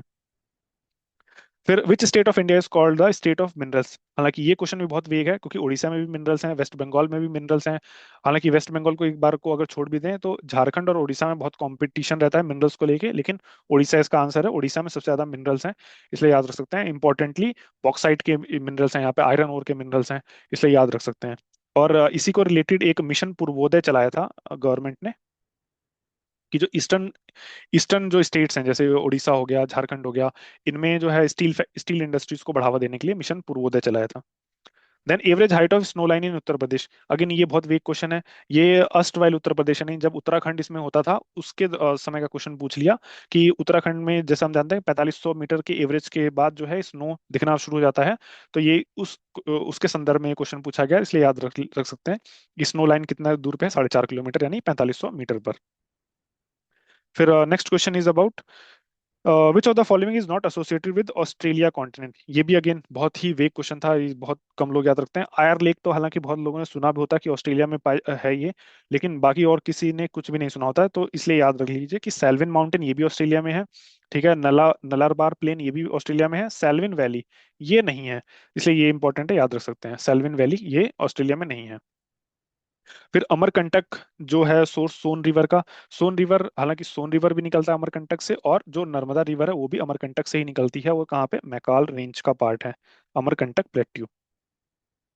फिर डेल्मेशियन कोस्ट, ये क्रोएशिया में है डेल्मेशियन कोस्ट, और ये क्या है, ये कास्ट टोपोग्राफी किससे बनती है ये? अंडरग्राउंड अंडरग्राउंड जो वाटर होता है उससे बनती है कास्ट टोपोग्राफी। सो डाल्मेशियन कोस्ट कहाँ पे है? क्रोएशिया, क्रोएशिया यूरोप का एक देश है, और अंडरग्राउंड वाटर से बनता है कास्ट टोपोग्राफी, तो उसके लिए डाल्मेशियन कोस्ट फेमस है। फिर amid the distributaries of which river is situated Divi island. Again ये बहुत random factor, Divi island Krishna river पे है, सो याद रख सकते हैं। एक जो और चीज याद रख सकते हैं, कृष्णा और गोदावरी के बीच में एक कोलेरू लेक है, कृष्णा और गोदावरी के बीच में है एक कोलेरू लेक, जो कि फ्रेश वाटर लेक है। सो ये भी पूछ सकता है, सो ये भी इंपॉर्टेंट याद रखना। फिर कश्मीर जो वैली है वो किस तरह की वैली है? वो एक इरोजनल वैली है। इरोजनल वैली कैसे? बारिश से और नदियों ने उसको इरोड कर करके जो है वहाँ पे वैली फॉर्म करी है, इसलिए कश्मीर वैली। और कश्मीर वैली फेमस किसके लिए है? करेवास के लिए फेमस है। ये एक टाइप ऑफ सॉइल होता है, इसमें क्या उगता है? इसमें सेफ्रॉन उगता है। सेफ्रॉन क्या होता है? केसर। फिर रिन्यूएबल एनर्जी क्या होता है? रिन्यूएबल एनर्जी वो एनर्जी है जिसको रिन्यू किया जा सकता है, मतलब जिसके रिसोर्सेज धरती पे लिमिटेड, अनलिमिटेड हैं। मतलब उसको रिप्लेनिश करने में बहुत समय नहीं लगता है, जैसे सोलर एनर्जी, उसको रिप्लेनिश कर सकते हैं। थर्मल प्लांट से जो मिलने मिलने वाली एनर्जी है वो लिमिटेड है, उसको, और कोल भी लिमिटेड है, और फॉसिल फ्यूल्स हैं वो भी लिमिटेड हैं। लेकिन इलेक्ट्रिसिटी प्रोड्यूस फ्रॉम विंड ये लिमिटेड नहीं है, ये प्रचुर मात्रा में अवेलेबल है। ठीक है, तो ये भी रिन्यूएबल है। तो 1 और 4 जो है रिन्यूएबल है, इसलिए 1 और 4 इसका आंसर है। Then which what is the oil refine which is the oil refinery having maximum capacity in India? So Koyali एक ऑयल रिफाइनरी है जिसकी मैक्सिमम कैपेसिटी है भारत में। Maximum capacity in the terms of refining the oil, obviously. Then choose the odd pair among the following option. Gobi desert, ये हम जानते हैं, Gobi desert Mongolia में है। कालाहारी डेजर्ट जो है ये अफ्रीका में है, Kalahari desert. Thar desert India Pakistan के बॉर्डर पर है। और सहारा डेजर्ट जो है वो अफ्रीका, नॉर्दर्न अफ्रीका में है। तो ये भी करेक्ट है। इनकरेक्ट कौन सा है? कालाहारी डेजर्ट, वो कहाँ है? अफ्रीका में है। फिर इंडियन पॉलिटी, हालांकि ये जो ज्योग्राफी के क्वेश्चन थे वो बहुत वन ऑफ द डिफिकल्ट, अगर मैं बोलूँ वन ऑफ डिफिकल्ट थे। हिस्ट्री का इजी था, ज्योग्राफी डिफिकल्ट। अगेन पॉलिटी का भी इजी पार्ट में ही था। Then which of the following are matters on which constitutional amendment is possible only with the ratification of legislature of not less than one of the state? अच्छा, पहले तो ये देख लेते हैं कॉन्स्टिट्यूशनल अमेंडमेंट होता कितने तरह का है। कॉन्स्टिट्यूशनल अमेंडमेंट होता है जो आर्टिकल 368 के तहत होता है। वो दो तरीके से होता है। एक होता है स्पेशल मेजोरिटी। स्पेशल मेजोरिटी क्या होती है? 2/3 of present and voting plus 50% of total. ये दो अगर सेटिस्फाई कर रहा है तो उसको बोलेंगे स्पेशल मेजोरिटी। और एक होता है special majority plus ratification by 50% of the states, 50% of states. और ये जो सेकंड वाला टाइप का होता है वो किस लिए इंपॉर्टेंट होता है? ऐसे कोई भी मुद्दे जिसमें जो स्टेट का जो से है, यानी जो फेडरलिज्म है उसको इम्पैक्ट अगर पड़ रहा है, तो ये रेटिफिकेशन होता है 50% स्टेट्स, ये मैंडेटरी है। सो प्रेसिडेंट का इलेक्शन होगा, प्रेसिडेंट के इलेक्शन में जो है स्टेट पे क्या फर्क पड़ेगा कि प्रेसिडेंट को गार्जियन ऑफ द फेडरलिज्म बोलते हैं, इसलिए प्रेसिडेंट के इलेक्शन को अगर छेड़छाड़ करें या अमेंड करने की कोशिश करें तो उसमें जो है वो फेडरलिज्म में फर्क पड़ेगा, इसलिए रेटिफिकेशन जरूरी है। फिर obviously representation of states in parliament, उसमें अगर चेंज करते हैं तो उसमें स्टेट्स का जो है कोई भी राइट है उसको उसमें चेंज हो रहा है, तो ये भी जरूरी है। फिर any list in the seven schedule, seven schedule में जैसे हम जानते हैं 3 लिस्ट होता है, यूनियन लिस्ट होता है, स्टेट लिस्ट होता है, कंकरेंट लिस्ट होता है। उसमें भी अगर छेड़छाड़ होगी तो वो भी स्टेट्स पे फर्क पड़ेगा, इसलिए उसके लिए भी स्टेट्स का रेटिफिकेशन जरूरी है। तो तीनों के लिए जरूरी है। लेकिन abolition of legislative council of state, legislative council of state को एबॉलिश करने के लिए स्पेशल मेजोरिटी की जरूरत नहीं है। ये आर्टिकल 169 के तहत जो है वो पार्लियामेंट वो सिंपल मेजोरिटी से पास करके भी लेजिस्लेटिव काउंसिल को क्रिएट या अबॉलिश कर सकता है। तो ये इंपॉर्टेंट है कि लेजिस्लेटिव काउंसिल के लिए जो है वो स्पेशल मेजोरिटी या फिर रेटिफिकेशन की जरूरत नहीं है। वो ये सिर्फ election of president, representation of states in parliament और any of the list in the seven schedule, उसके लिए जरूरत है। तो 1, 2 एंड 3 इसका आंसर होगा। Then next question is, speaker of the Lok Sabha enjoys right to vote only in the case of a tie. तो लोकसभा का स्पीकर फर्स्ट इंस्टेंस में वोट नहीं कर सकता है। वो कब वोट करेगा? अगर किसी बिल पर ऐसा एग्जांपल लेके चलते हैं कि 100 फेवर में पड़ गए, 100 वोट अगेंस्ट में पड़ गए। अब टाई को ब्रेक करने के लिए जो वोट होगा वो कास्टिंग वोट कहते हैं, वो स्पीकर के पास है।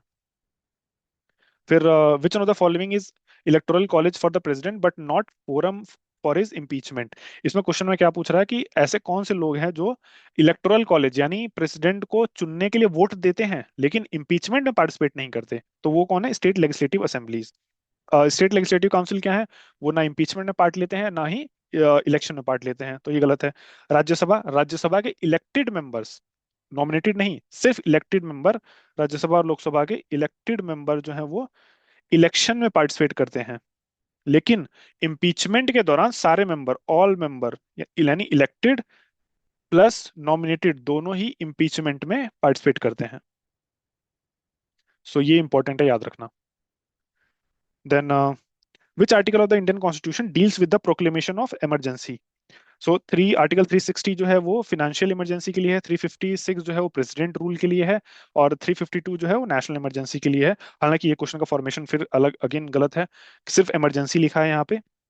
यहाँ पे इसको स्पेसिफाई करना चाहिए था कि नेशनल इमरजेंसी, फिनेंशियल इमरजेंसी या प्रेसिडेंट रूल। तो नेशनल इमरजेंसी जो है वो 352 के अंदर में है, फिनेंशियल 360 के अंदर में है, और 356 के अंदर में स्टेट वाली इमरजेंसी जिसको प्रेसिडेंट रूल बोला जाता है। तो अगेन ये वीक क्वेश्चन था, इसको भी देख सकते हैं। फिर which of the following act converted unicameral legislature of Bihar into bicameral, और Bihar legislative assembly and Bihar legislative council दो बनाया गया था, वो कब बनाया गया था? 1919 और 1935 दोनों में बनाया गया था। इस पे भी विवाद है, कहीं कहीं 1919 देता है, कहीं 1935, कहीं दोनों देता है। तो एक प्रेस इंफॉर्मेशन ब्यूरो पीआईबी का एक आर्टिकल था जो कि 2012 में छपा था, उसमें जो है दोनों ही एक्ट को बताया गया था। तो आयोग ने हालांकि ए दिया है गवर्नमेंट ऑफ इंडिया एक्ट 1919, लेकिन पीआईबी के अनुसार जो है इसका आंसर दोनों होना चाहिए, more than one of the above. और एक और चीज देखते हैं कि 1919 में सेंट्रल जो है जो सेंट्रल असेंबली है वहां पे बाइकैमरलिज्म को इंट्रोड्यूस किया था, और प्रोविंशियल जो में बाइकैमरलिज्म वो 1935 में इंट्रोड्यूस किया गया था। हालांकि बिहार के संदर्भ में ये बड़ा कंफ्यूजन रहता है, क्योंकि दोनों को देता है, 1919 भी देता है, 1935 भी देता है। तो अगर अब बिहार के आयोग ने 1919 माना है, तो अगले एग्जाम में भी अगर पूछता है तो 1919 ही मार्क करके आना है। The person who has been president of India, ambassador of USA, China, Turkey and Thailand along with vice chancellor to JNU, वो कौन है? K R Narayanan. ये one of the again difficult question में से मैं मानूंगा। और डॉक्टर एस राधाकृष्णन वो पहले दो टर्म से वाइस प्रेसिडेंट थे, फिर उसके बाद प्रेसिडेंट भी बनते हैं आफ्टर राजेंद्र प्रसाद। और इन्हीं के बर्थडे पर 5 सितंबर को टीचर्स डे मनाया जाता है। फिर the primary function of the finance commission, finance commission जैसे हम जानते हैं कॉन्स्टिट्यूशनल बॉडी है, अंडर आर्टिकल 280 बनाया जाता है। इसका काम क्या होता है? सेंटर और स्टेट के बीच में जो रिवेन्यू है उसको डिस्ट्रीब्यूट करना। अभी जो है वो 15th फिनांस कमीशन है, किसकी अध्यक्षता में? एनके सिंह की अध्यक्षता में। हालांकि 16th फिनांस कमीशन का गठन भी कर दिया गया है, वो किसकी अध्यक्षता में होगा? वो अरविंद पनगड़िया। अरविंद पनगड़िया जो है वो फॉर्मर सीईओ भी रह चुके हैं, नीति आयोग के, नीति आयोग से भी जुड़े हुए रह चुके हैं अरविंद पनगड़िया, इसलिए इंपॉर्टेंट है। फिर which of the following constitutional amendment in India has decided the maximum strength of the council of minister and chief minister? तो 91st अमेंडमेंट में किया गया था, कितना रखा गया था? 15%। अरे 15% स्टेट्स के लिए है, मैक्सिमम उतना ही हो सकता है। और दिल्ली के लिए स्पेशल प्रोविजन है, दिल्ली में सिर्फ 10% ही हो सकता है मैक्सिमम, इसलिए दिल्ली की सीट्स जो है वो 70 है। और जो मैक्सिमम जो उसमें इंक्लूडिंग चीफ मिनिस्टर, वो सिर्फ 7 ही मिनिस्टर रह सकते हैं। और 91st अमेंडमेंट में एक और चीज की गई थी which is related to 10th schedule, उसको भी देख सकते हैं। The 96th amendment right to education का है, इसलिए इंपॉर्टेंट है। फिर which one of the following schedule of the constitution of India contains provision regarding anti defection act? तो 10th शेड्यूल में एंटी डिफेक्शन एक्ट है। और 5th शेड्यूल में जो है वो बहुत सारे ऐसे शेड्यूल एरिया जहाँ पे ट्राइबल एरियाज हैं वहाँ के लिए है। 8th शेड्यूल में जो है वो लैंग्वेजेस हैं, schedule languages, official languages. Second schedule में जो सैलरीज और एमलमेंट्स हैं वो बहुत सारे कॉन्स्टिट्यूशनल पोस्ट के उसके उसका जिक्र किया गया है। इसको याद रखने का तरीका होता है टीयर्स ऑफ ओल्ड पीएम।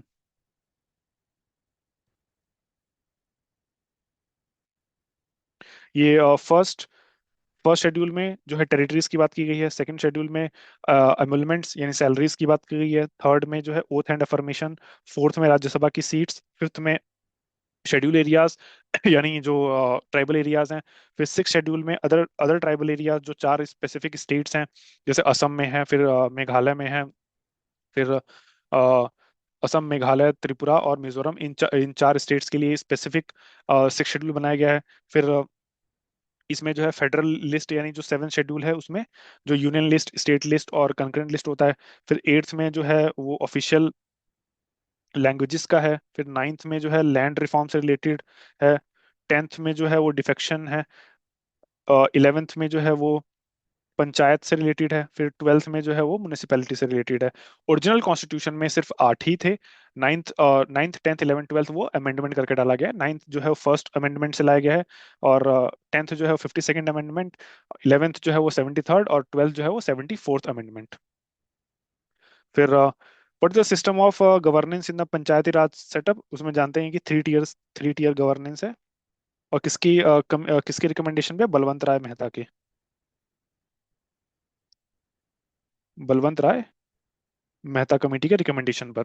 फिर the power of the supreme court of India to decide the dispute between centre and state, वो ओरिजिनल जुरिस्डिक्शन में फॉल करता है। ठीक है। इसको एक्सक्लूसिव ओरिजिनल जुरिस्डिक्शन बोलते हैं, क्योंकि ये सिर्फ सुप्रीम कोर्ट ही देख सकता है, हाई कोर्ट नहीं देख सकता। एक एक सिर्फ ओरिजिनल जुरिस्डिक्शन होता है, जिसमें क्या होता है, जो फंडामेंटल राइट से रिलेटेड जो डिस्प्यूट्स हैं, जैसे अंडर आर्टिकल 32, वो देखता है सुप्रीम कोर्ट। लेकिन हालांकि वो हाई कोर्ट भी देख सकता है अंडर 226, इसलिए वो उसको एक्सक्लूसिव नहीं बोला जाता है। एक्सक्लूसिव जो जुरिस्डिक्शन है वो आर्टिकल 131 के अंडर में है, जिसमें तीन ही तरह के मामले फंसते हैं। या तो सेंटर वर्सेस स्टेट, ठीक है, या फिर स्टेट वर्सेस स्टेट, या फिर सेंटर प्लस कुछ स्टेट एक तरफ और वर्सेस कुछ स्टेट्स एक तरफ। तो ये तीन तरह के जो मामले हैं वो ओरिजिनल जुरिस्डिक्शन में फंसते हैं।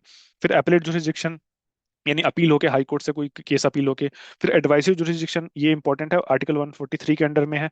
ये प्रेसिडेंट जो है वो सुप्रीम कोर्ट से कुछ एडवाइस ले सकते हैं, और सुप्रीम कोर्ट को जो है वो एडवाइस को मानना यानी देना, वो मैंडेटरी नहीं है, वो भी वो है, ऑप्शनल है। सो एडवाइजरी जुरिस्डिक्शन वो न्यूज में है 143 आर्टिकल के अंडर में है, इसलिए इसको भी याद रख सकते हैं। फिर minimum age of MP, lower house यानी लोकसभा के लिए 25 होता है, राज्यसभा के लिए 30 होता है, और प्रेसिडेंट और गवर्नर के लिए 35 होता है, इसलिए ये याद रख सकते हैं। आंसर ए है इसका।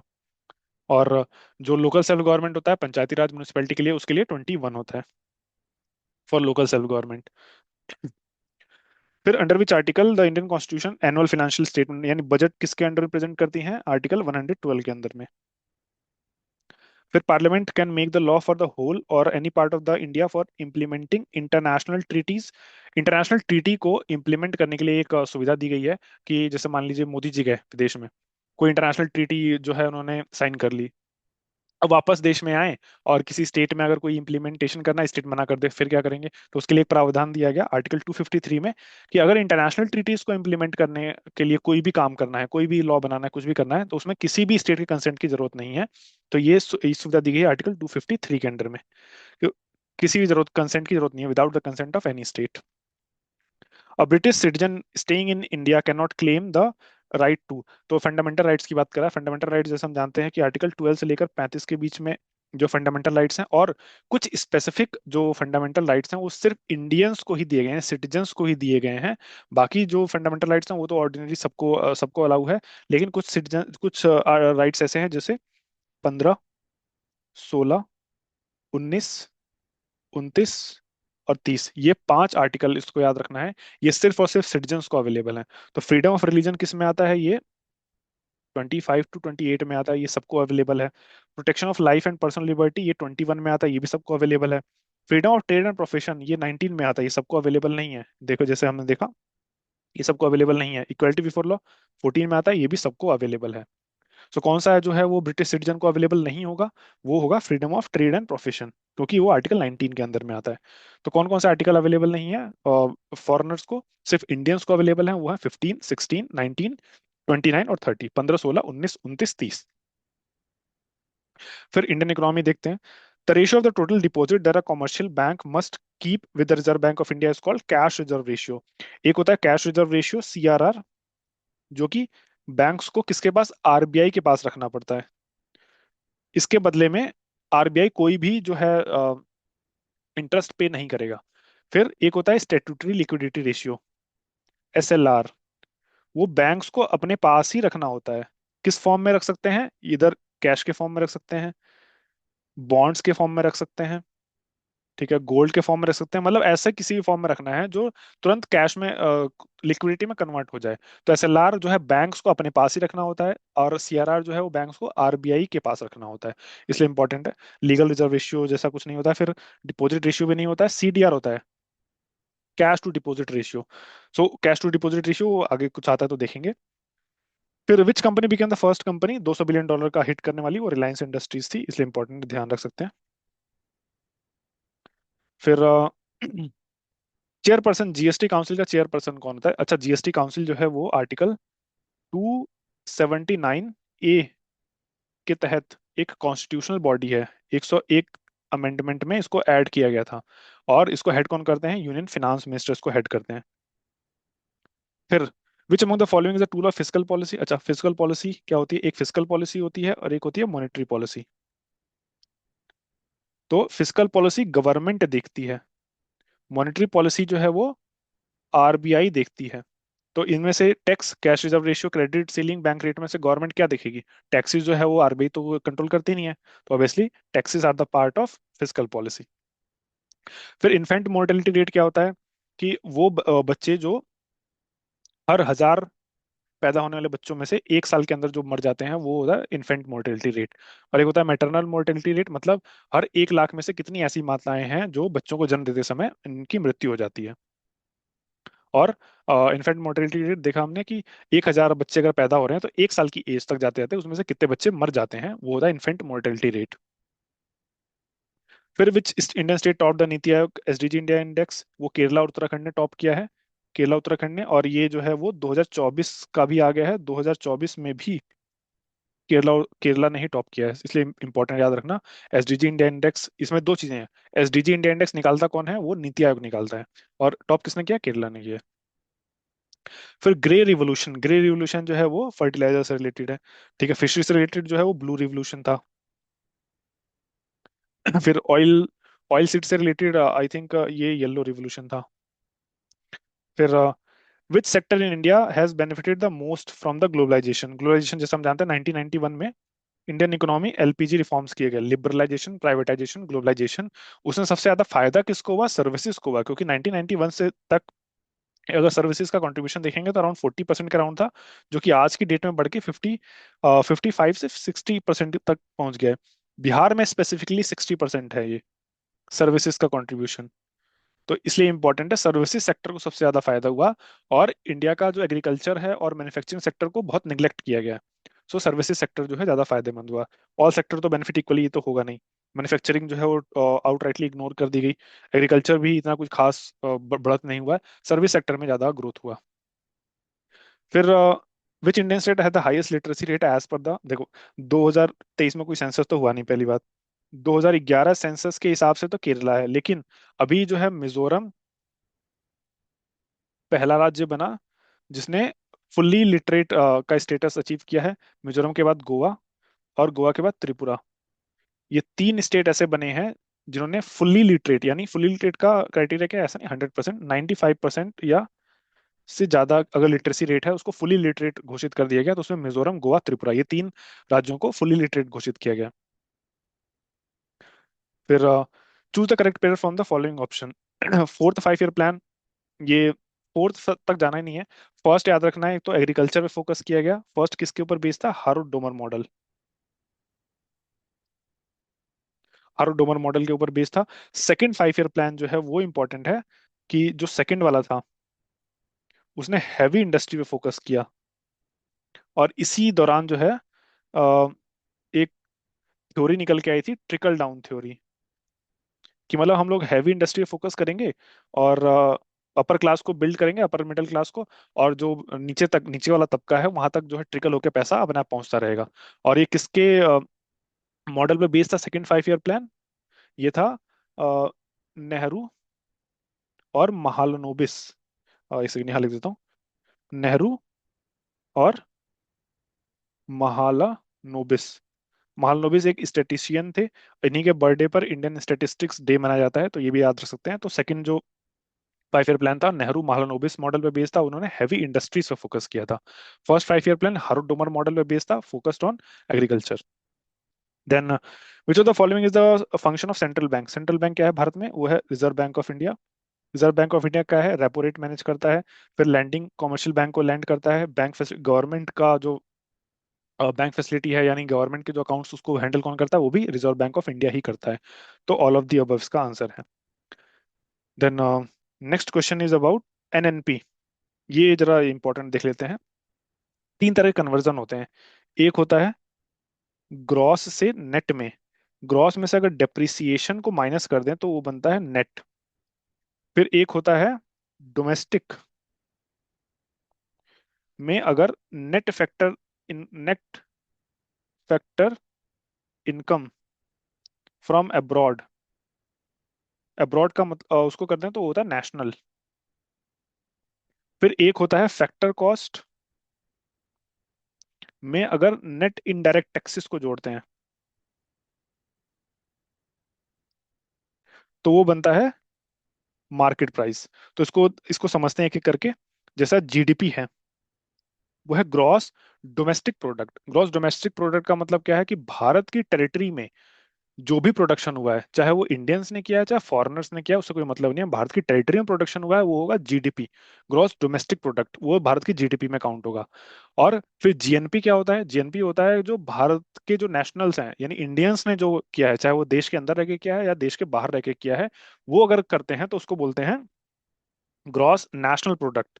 तो ग्रॉस नेशनल प्रोडक्ट क्या हो गया कि अगर जैसे भारत भारत के अंदर रह के अगर कोई विदेशी कमा रहा है, मान लीजिए कि भारत में टोटल प्रोडक्शन हुआ 100 रुपए का, इसमें से 10 रुपया किसी विदेशी ने कमाया, उसको भेज दिया बाहर, तो 100 रुपए जो प्रोडक्शन हुआ तो हो गया जीडीपी। 10 रुपया मान लीजिए कमाया किसी विदेशी ने, उसको भेज दिया बाहर। और बाहर जो इंडियंस कमा रहे हैं, मान लीजिए उन्होंने कमा के भेजा भारत के अंदर वापस से 20 रुपए। तो भारत की जो जीडीपी है वहां से 10 रुपये माइनस हुआ, और 20 रुपए जो है प्लस हुआ है, यानी 100 में से 10 क्या 90, और 20 रुपए ऐड हुआ यानी 110। यानी 110 जो है वो क्या हो गया? वो ग्रॉस नेशनल प्रोडक्ट जीएनपी हो गया। ठीक है। और इसी ग्रॉस नेशनल प्रोडक्ट में डेप्रिसिएशन को माइनस कर देते हैं तो आता है एनएनपी। और एनएनपी को एट अ फैक्टर कॉस्ट निकालते हैं तो वही होता है नेशनल इनकम। अब हमने ग्रॉस को नेट में कन्वर्ट करना और डोमेस्टिक यानी ग्रॉस डोमेस्टिक प्रोडक्ट को ग्रॉस नेशनल प्रोडक्ट में कन्वर्ट करना सीख लिया है। एक और इम्पोर्टेंट कन्वर्जन है फैक्टर कॉस्ट और मार्केट प्राइस को, उसको भी एक बार देख लेते हैं।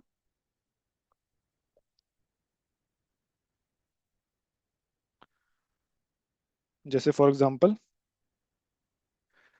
एग्जांपल अगर एक फैक्ट्री है, आप कोई फैक्ट्री में मान लीजिए 100 रुपए का कोई प्रोडक्शन करते हैं। इस 100 रुपए में आपको क्या क्या इंक्लूड है? रॉ मटेरियल का कॉस्ट इंक्लूड है, ठीक है। फिर लेबर का कॉस्ट इंक्लूड है। फिर जो लैंड पे आप रेंट पे कर रहे हैं उसका कॉस्ट इंक्लूड है। फिर बाकी जो भी आपका जो इनपुट कॉस्ट लगा है वो इंक्लूड है। प्लस आपका जो प्रॉफिट है, यानी एंटरप्रेन्योरशिप के तौर पे जो आपका प्रॉफिट है वो सब इंक्लूड करके 100 रुपीज है। तो ये आपका हुआ फैक्टर कॉस्ट। ठीक है। अब मार्केट में जब बेचने जाएंगे तो इसमें दो चीजें एक काउंट होगी। तो कभी कभी मैन्युफैक्चरिंग के लिए गवर्नमेंट जो है वो सब्सिडी भी देती है। तो मान लीजिए कि 10 रुपए की सब्सिडी मिल गई आपको, तो आपको जो फैक्टर कॉस्ट है वो रिड्यूस हो गया। हाँ, फैक्टर कॉस्ट रिड्यूस हो गया, आपका 90 हो गया, क्योंकि 10 रुपए की सब्सिडी मिल गई सरकार की तरफ से। तो आपका इनपुट कॉस्ट 90 रुपए हो गया, लेकिन मार्केट में जब उतारा आपने तो उसे 20 रुपए का टैक्स भी लगा। ठीक है, एग्जाम्पल के लिए 20 रुपए का टैक्स लगा। तो जो फाइनल प्राइस हुआ मार्केट में जाके वो हुआ आपका 110 रुपए।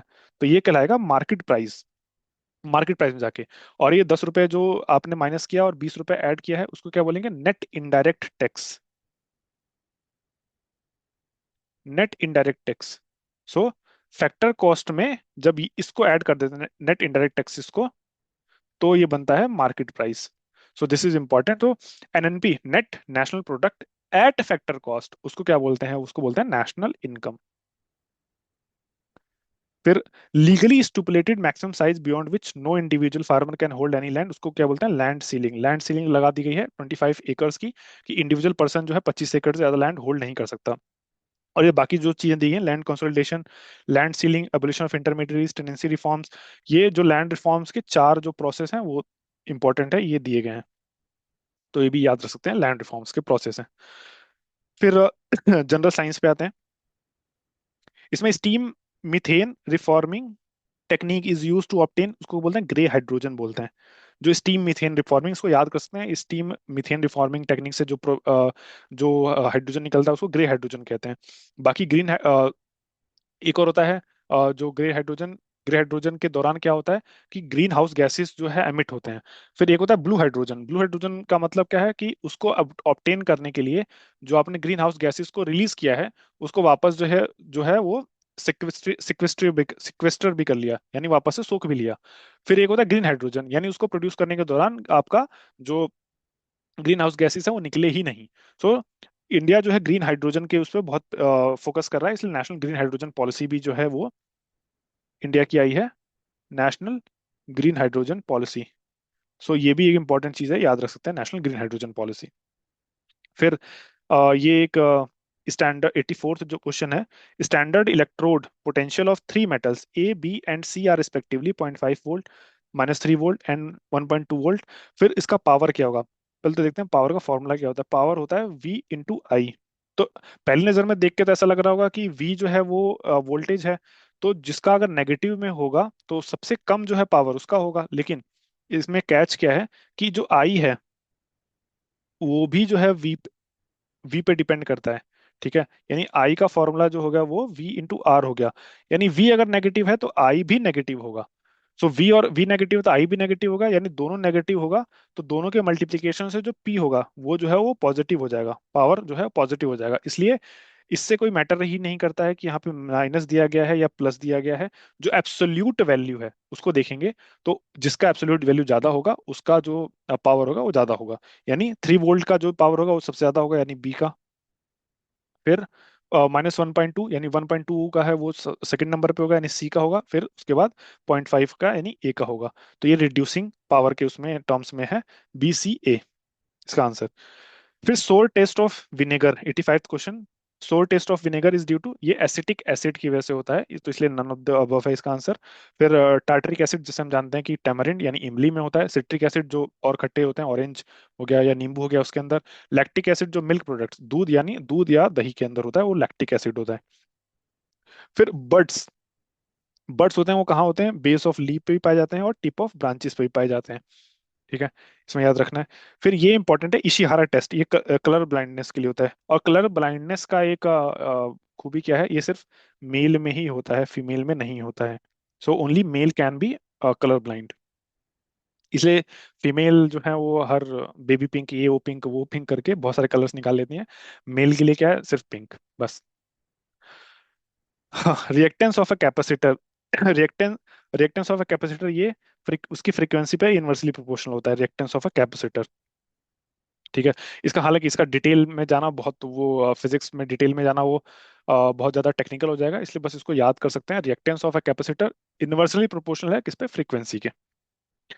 फिर a nail is nailed into trunk of a tree at a point 1 meter from the soil above after 2 years the nail, वो सेम पोजीशन पे ही होगा। क्यों, जैसे मान लीजिए ये ट्री है जो भी है, यहाँ पे आपने नेल गाड़ दिया। ठीक है, अब जो ट्री का ऊपर वाला पार्ट है वो यहीं से ग्रो होता है, आगे जो ग्रो होगा वो यहीं से ग्रो होगा, ये वाला पार्ट जो है नहीं छेड़ेगा।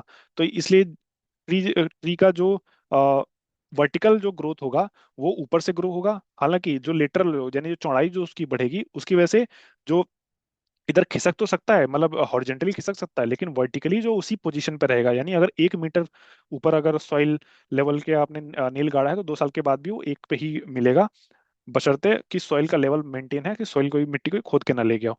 तो वो अलग बात है।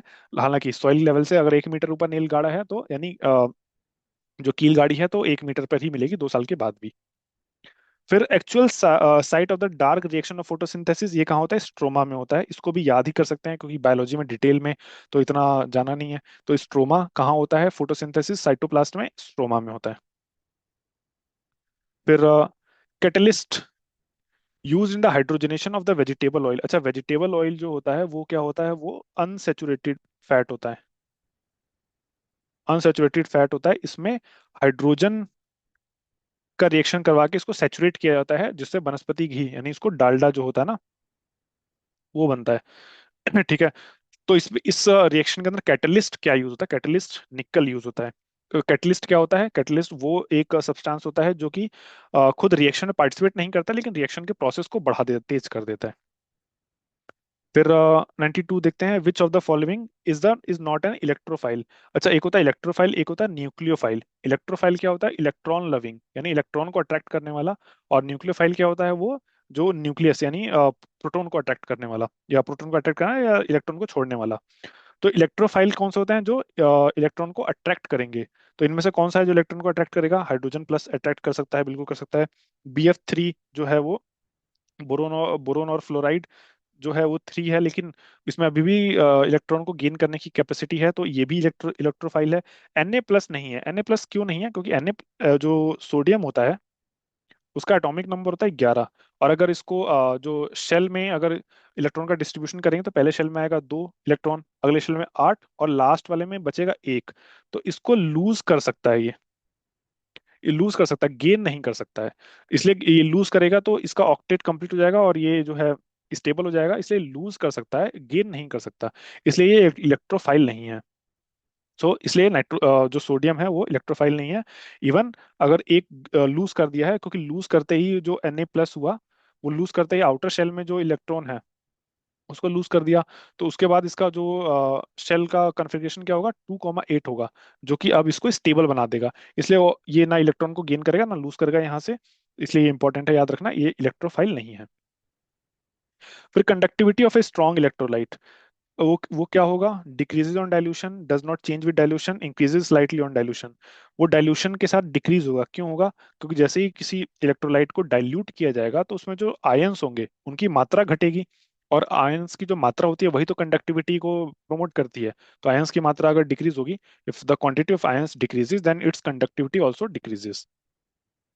फिर 94, for two liquids A and B to form an ideal solution, ये भी जो है केमिस्ट्री का बहुत टेक्निकल पार्ट है, इसको भी याद ही रख सकते हैं बस, कि आइडियल सोल्यूशन कब बनेंगे, जब उनकी एंथैल्पी जो है वो जीरो होगी, मिक्सिंग की एंथैल्पी जो है वो जीरो होगी, इस तब आइडियल सोल्यूशन बनेंगे। फिर लीवर क्या स्टोर करता है, अच्छा लीवर जो है वो अच्छा विटामिन पहले देखते हैं। विटामिन दो तरह के होते हैं, एक वाटर सॉल्युबल, वो कौन से विटामिन होते हैं, बी और सी, सिर्फ बी और सी वही दो वाटर सॉल्युबल होते हैं, बाकी होते हैं फैट सॉल्युबल। बाकी जितने विटामिन हैं, ए है और डी है, वो सब फैट सॉल्युबल हैं। तो वाटर सॉल्युबल जितने विटामिन है उसको लीवर स्टोर कर ही नहीं सकता, इसलिए ए में देखें, ए में जो है बी सी दिया हुआ है, सी में भी बी और सी दिया हुआ है, और बी में भी जो है ये विटामिन बी दिया हुआ है। तो ये तीनों ही नहीं होगा, इसलिए none of the above, none of these इसका आंसर होगा। तो लीवर जो है वो वाटर सॉल्युबल विटामिन को स्टोर नहीं कर सकता। सो Q9 जैसे हम जानते हैं कि मलेरिया का ड्रग है, कौन से प्लांट से मिलता है, चिंचोना नाम का एक ट्री होता है उससे मिलता है, और ये क्या है, एक बार्क है, स्टेम का जो है बार्क यानी जो छाल होती है वो उससे बनता है Q9।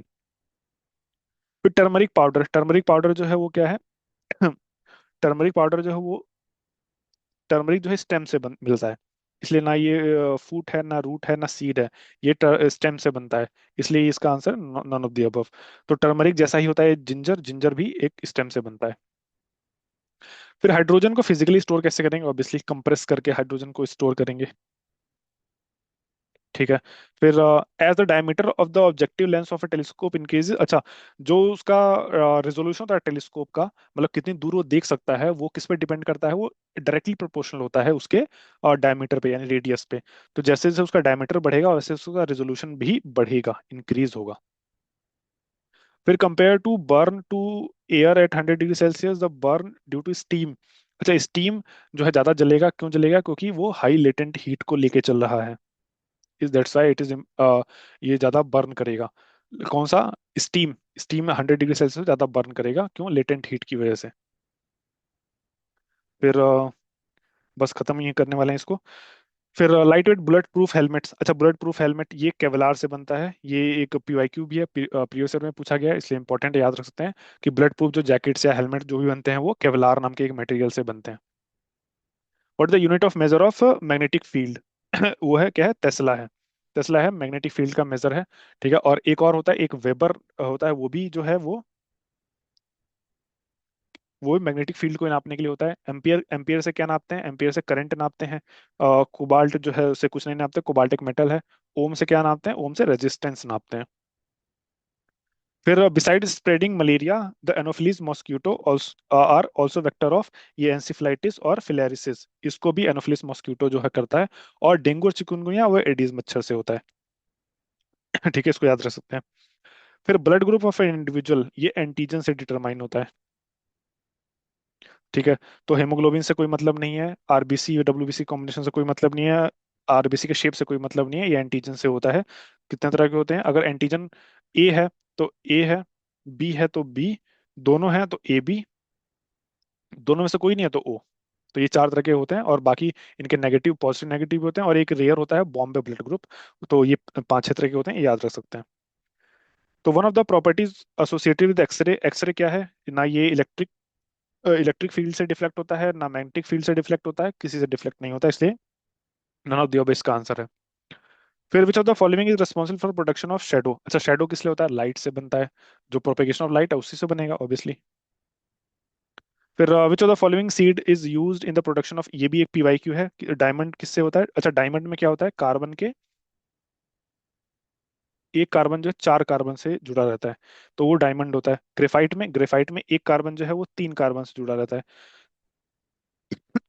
तो दोनों में फर्क नहीं है ज्यादा, क्योंकि एक कार्बन तीन कार्बन से जुड़ा है और जो डायमंड में एक कार्बन चार कार्बन से जुड़ा है।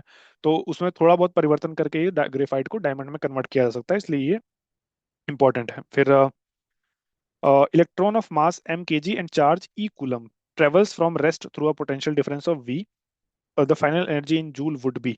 अच्छा, पहले तो बात तो मास से कोई लेना देना होता ही नहीं है, इसका एनर्जी का या जिसका भी, तो मास को जो है वो जिसमें है वो तो काट ही देंगे। फिर ईवी जो है मल्टीप्लाई में आएगा कि डिवाइड में आएगा, इसको पहले देखते हैं एक बार। एक सेकेंड। हाँ, यहाँ देखते हैं कि पहले बात करंट क्या होता है। What is current? करंट होता है चार्ज पर यूनिट टाइम, यानी चार्ज दिया हुआ है ई कूलम, चार्ज दिया हुआ ई कूलम, तो करंट हो जाएगा ई अपॉन टी। ठीक है। फिर होता है पावर। पावर होता है V into I, voltage into current. तो पावर हो जाएगा हमारा, वी दिया है, वोल्टेज दिया है वी, और आई हमने निकाला ई अपॉन टी। तो ये निकाल लिया हमने पावर। और हमें इसमें पूछा क्या है? एनर्जी पूछा है जूल्स में। तो एनर्जी का फॉर्मूला क्या होता है? Power into time. So it will be v into E upon T into T. तो टी से टी कैंसिल, तो कितना हो जाएगा? Energy E into V. So E V will be answer, multiply में होगा, डिवाइड में नहीं होगा। सो 108 का आंसर क्या है? ईवी। फिर when antigens are introduced in the body through vaccination, antibodies are produced to fight off infection by both, ये बी सेल्स पे भी होते हैं और टी सेल्स भी होते हैं, ये दोनों इम्यून सेल हैं, ये याद रखना है। फिर जो the following vitamin are water soluble, जैसे हमने देखा था बी और सी, ये दोनों वाटर सॉल्युबल होते हैं, बाकी सारे फैट सॉल्युबल होते हैं। तो ना तो ए है, ना के है, ना डी है, तो नन ऑफ दी अबव। फिर history and culture of Bihar देखते हैं कि which famous painting is found in which district, world famous painting is found in which district of Bihar. Madhubani painting के लिए फेमस है, इसलिए मधुबनी पेंटिंग याद रख सकते हैं। और बाकी और कौन सा फेमस पेंटिंग है? एक पटना कलम। इसमें मेंस में बहुत पूछता है, लगभग लगभग हर साल ही पूछ लेता है, तो पटना कलम भी याद रख सकते हैं। फिर पटना कॉलेज कब स्टैब्लिश किया गया था? 1863 में, वो फैक्ट है, याद ही कर सकते हैं। फिर बिहार स्टेट फॉर्म कब हुआ था? ये 1912 में बंगाल से अलग किया गया था। और फिर 1936 में जो है बिहार से उड़ीसा को अलग कर दिया गया। और सन 2000 में झारखंड अलग हो गया। तो आज का जो मॉडर्न बिहार है वो तो 2000 में बना, लेकिन बिहार एज अ स्टेट वो 1912 में स्टैब्लिश किया गया था। कब? अप्रैल 1912 में। लेकिन 23 मार्च को जो है वो बिहार दिवस मनाया जाता है, ये भी याद रख सकते हैं। 23 मार्च को अनाउंसमेंट हुई थी, इसलिए। फिर under the government of India 1935 who was first elected chairman of Bihar legislative council, वो थे राजीव रंजन सिन्हा। ठीक है, ये इंपॉर्टेंट याद रख सकते हैं। और 1937 में फर्स्ट प्राइम मिनिस्टर कौन बनते हैं? वो हैं 1937 में मोहम्मद यूनुस। सो ये इंपॉर्टेंट नाम है, याद रख सकते हैं, मोहम्मद यूनुस। फिर geography of Bihar, in which district of Bihar मेज प्रोडक्शन मुजफ्फरपुर में सबसे ज्यादा होता है। सौरव ऑफ बिहार किसको बोलते हैं? कोसी को बोलते हैं, हर साल बाढ़ आता है। और सौरव ऑफ बंगाल किसको बोलते थे? वो दामोदर रिवर को बोलते थे। ये बंगाल का सौरव है। फिर लीची का प्रोडक्शन, अच्छा शाही लीची जो बिहार की, उसको जीआई टैग भी है। सबसे ज्यादा कहाँ होता है? ये भी मुजफ्फरपुर में होता है। फिर कोसी प्लेन का जो एवरेज हाइट है सी लेवल से, वो 30 मीटर है, याद रख सकते हैं। फिर in which district the fox, fox क्या होता है? फॉक्स नट है एक्चुअली ये, नॉट फॉक्स। जो मखाना होता है, जिसको जीआई टैग भी है बिहार से, अराउंड 90% जो है वो प्रोडक्शन बिहार से ही होता है, वो मधुबनी में होता है।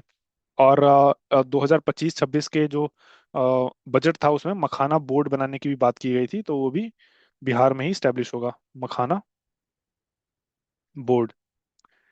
फिर Bihar produces 71% of India's production of which of these, लीची, लीची 71%, और मखाना जो है अराउंड 90% प्रोडक्शन बिहार में ही होता है। फिर in which district of Bihar wheat crop production is maximum? Rohtas. Rohtas में जो है वो व्हीट भी होता है और राइस भी वहीं से होता है, उसको राइस बाउल ऑफ बिहार भी बोलते हैं रोहतास को। फिर इकोनॉमी ऑफ बिहार देख लेते हैं। ये 60.2% share in GSDP of Bihar वो किसमें है, सर्विस सेक्टर में है, जिसको हमने पहले भी देखा था। और हालांकि अब बाकी क्वेश्चन जो है करंट अफेयर से रिलेटेड है। और करंट अफेयर का जो है वो पुराना करंट अफेयर जनरली नहीं पूछता है बीपीएससी में। तो एक बार बस देख लेते हैं। किस कंट्री ने 2022 का विंटर ओलंपिक होस्ट किया, चाइना ने किया। फिर भारत रत्न के रेसिपिएंट एम एस स्वामीनाथन, और एक और हैं। एम एस स्वामीनाथन के साथ साथ जो हैं वो कर्पूरी ठाकुर भी हैं, तो ये भी याद रख सकते हैं। बिहार से हैं कर्पूरी ठाकुर, इसलिए याद रख सकते हैं। फिर 2023 का वर्ल्ड इकोनॉमिक फोरम का मीट वो स्विट्जरलैंड में हर हर साल होता है, वो दावोस में ही होता है। 2023, चाहे 23 का, 24 का, 25 का भी हो, वर्ल्ड इकोनॉमिक फोरम का मीटिंग दावोस में ही होता है। COP 28 यूएई में हुआ है। अभी COP 29 भी हो गया है, वो कहाँ हुआ है? वो बाकू में हुआ है। बाकू, अजरबैजान में।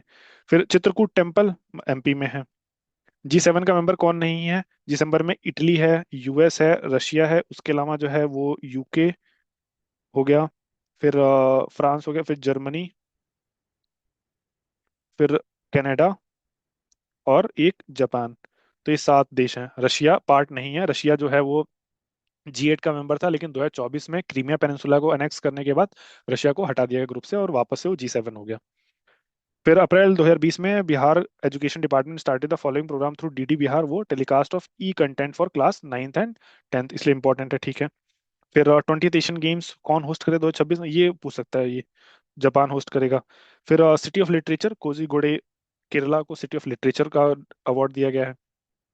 फिर prime minister of Italy Giorgia Meloni है। अगर इनको नहीं जानते तो फिर कुछ नहीं जानते। फिर which field game is most popular in the world? Saucer, saucer के बाद सेकंड पे है वो क्रिकेट है। 33rd Olympic which game is not included? Obviously cricket को इंक्लूड नहीं किया गया, क्रिकेट को 2028 में इंक्लूड करने की बात की जा रही है। Was re elected as president of France? Emmanuel Macron है। Number of scientific payloads of Aditya L1 वो 7 है। ठीक है, आदित्य L1 भारत का पहला ऐसा जो मिशन है वो सूरज के लिए है, इसलिए इंपॉर्टेंट है, याद रखना। G20 सिटी जो है वो G20 समिट 2023 का भारत ने होस्ट किया था न्यू दिल्ली में। करंट चेयरमैन जो है वो एस सोमनाथ नहीं है, एस सोमनाथ को रिप्लेस कर दिया है। एम सोमनाथ के बाद कौन है वो बता। वी नारायणन जो है वो, वी नारायणन जो है वो अब करंट इसरो के चेयरमैन है। तो एस सोमनाथ उस समय एस सोमनाथ थे, अभी वी नारायणन है। फिर यूपीआई है, यूनिफाइड पेमेंट इंटरफेस, ठीक है। नरगिस मोहम्मदी को नोबेल प्राइज मिला 2023 का, किसमें? नोबेल पीस प्राइज में। ठीक है। अब इसको और ये और अपडेट हो चुका है, 2024 वाला वो देखेंगे जब 2024 का देखेंगे। फिर 3D ह्यूमनॉइड रोबोट जो है वो मानव, ठीक है, इंपॉर्टेंट ये है। फिर इसी के साथ जो है जनरल मेंटल एबिलिटी, इसको जो है अलग एक वीडियो में कवर करेंगे, जिसमें हर साल के क्वेश्चंस आए हुए हैं उनको कवर किया जाएगा। तो ये था 70th री एग्जाम का। नेक्स्ट वीडियो में जो 70th का मेन एग्जाम हुआ था वो 13 दिसंबर को, उसको कवर करेंगे। तो इसी के साथ जो है जुड़े रहिए। फिर मिलते हैं नेक्स्ट वीडियो में। हर एक वीडियो में एक एक साल का जो PYQ उसको कवर करते रहेंगे। और ये टॉपिक वाइज भी है, तो ये ज़्यादा हेल्पफुल भी होगा। और एंड टाइम रिवीजन में सबसे ज़्यादा इंपॉर्टेंट यही काम आता है, इसलिए जो है ये वीडियोस को देखिए, शेयर करिए। फिर मिलते हैं नेक्स्ट वीडियो में 70th के मेन एग्जाम्स, मेन जो पेपर था उसके साथ।